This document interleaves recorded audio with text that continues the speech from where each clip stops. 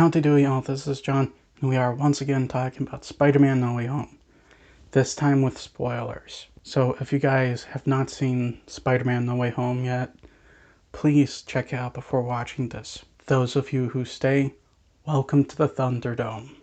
So getting into it, Mysterio dies at the end of Far From Home, makes it look like Spider-Man killed him. So everyone pretty much thinks that Spider-Man killed Mysterio, and Mysterio is like the greatest hero ever, even though he's not. He's a villain.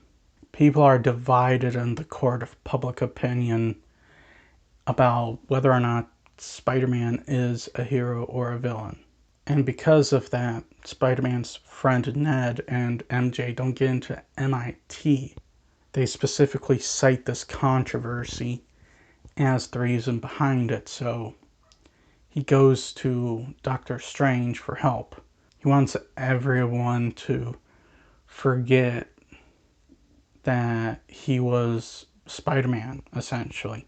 However, that comes with consequences, and he kept changing the wish, and a whole nightmare gets unleashed. At first, no one thought anything. Doctor Strange was able to contain the spell, but when Peter Parker's on a highway, Doc Ock shows up, and it's Alfred Molina who played Doc Ock in Spider-Man 2.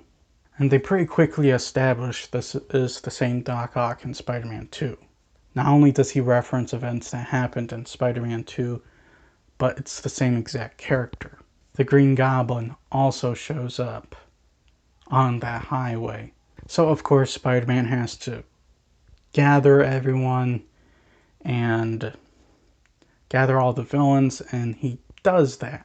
It's not just the Green Goblin and Doc Ock, but you also have the Sandman, you have the Lizard, and you have Electro.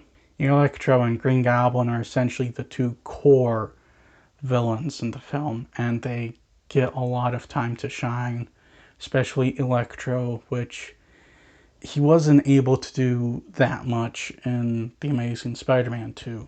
Granted, they developed the character extremely well in Amazing Spider-Man 2, but he wasn't able to really be Electro in that movie. Kind of a bummer, because Jamie Foxx is a great Electro, and like I said, he's a well-developed villain in that film.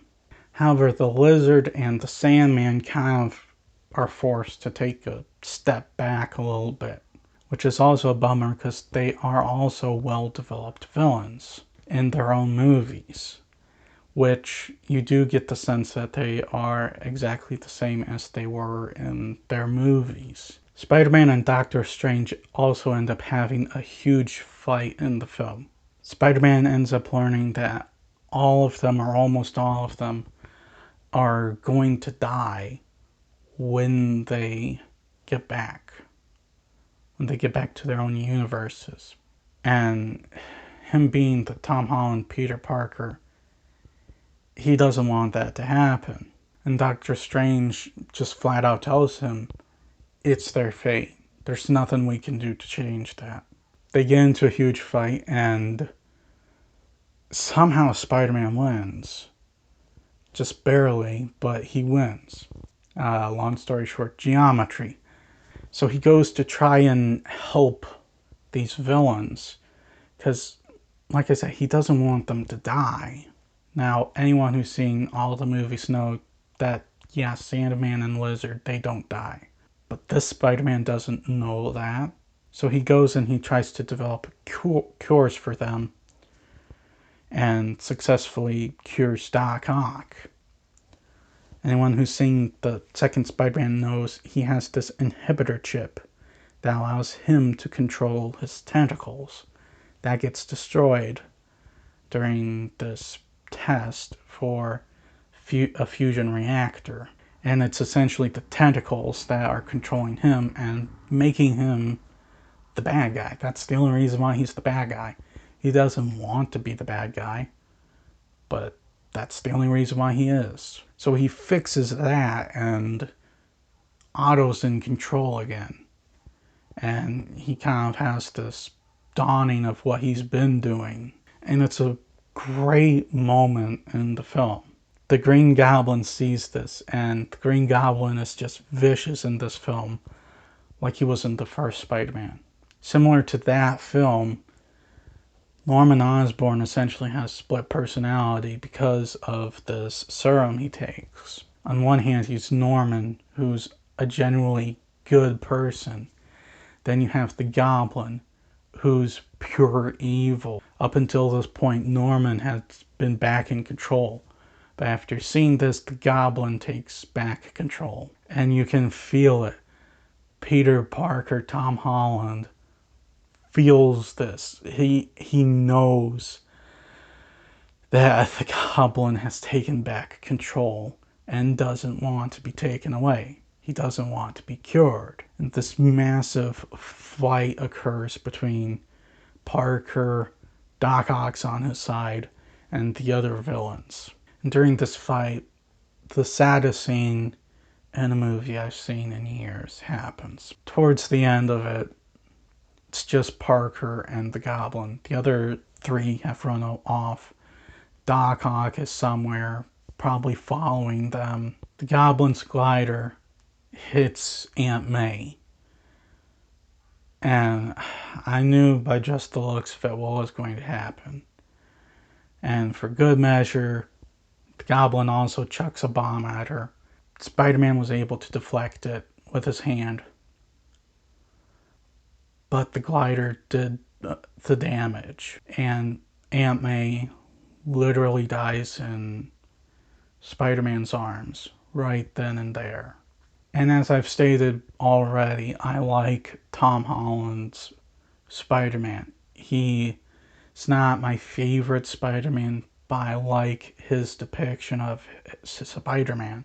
And really, it's this scene that kind of encapsulates why I like Tom Holland, because his performance and Marisa Tomei, I believe her name is, these two together in this scene, it makes it a very sad scene. And of course, Spider-Man just runs off to his hiding spot, essentially. MJ and Ned, they're trying to find him, and they find out that Ned has superpowers. And MJ and Ned, they're trying to find him, and anyone who knows the comic books knows that Ned has superpowers. He is the Hobgoblin in the comic books. And he learns he has superpowers here, although he's magic. Doctor Strange is magic. Now, I don't know the ins and outs of the Hobgoblin, but from my understanding, it's basically just another Green Goblin. But in here, Ned has Doctor Strange's magic, and he opens a portal to Spider-Man in New York City. Except this is not Tom Holland. Instead, Andrew Garfield walks through it and takes off his mask. The theater went nuts when this happened. I'm not joking. Then he opens another portal, and Tobey Maguire walks through. Nobody booed. Everyone cheered. And I'm just in there going, the haters are gonna hate this.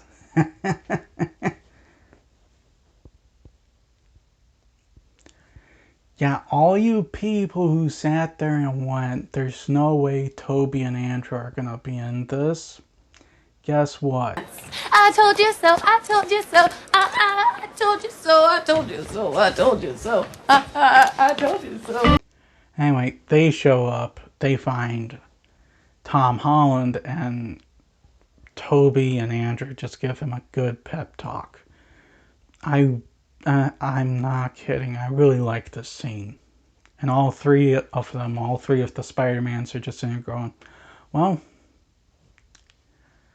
we need to end this. So all of them just team up and they go and fight Electro, Sandman, and the Lizard. at this new version of the Statue of Liberty they're working on. And it's a great fight. I really like it. Managed to cure Electro, the Lizard, and Sandman. And Doc Ock shows up again and helps them out, although he was kind of late there. Then the Goblin shows up.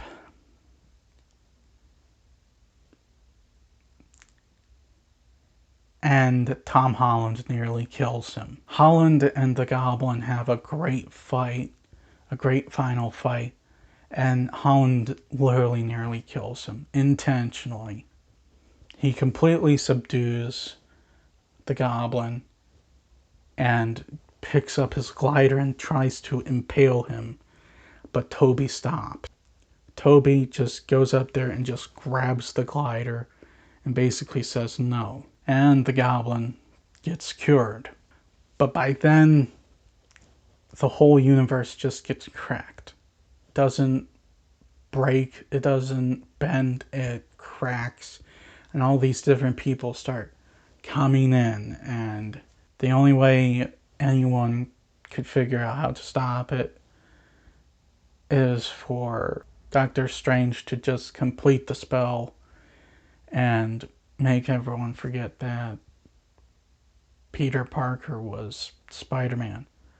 And he has a very emotional scene with Ned and MJ over this, before everyone just says their goodbyes and Strange casts the spell, which causes everyone to go back home. Everyone goes home. Toby goes home, Andrew goes home, the Goblin goes home, everyone. And that's kind of the end of the movie. Or at least where I'm going to end it there, because everything else, yeah, it's great.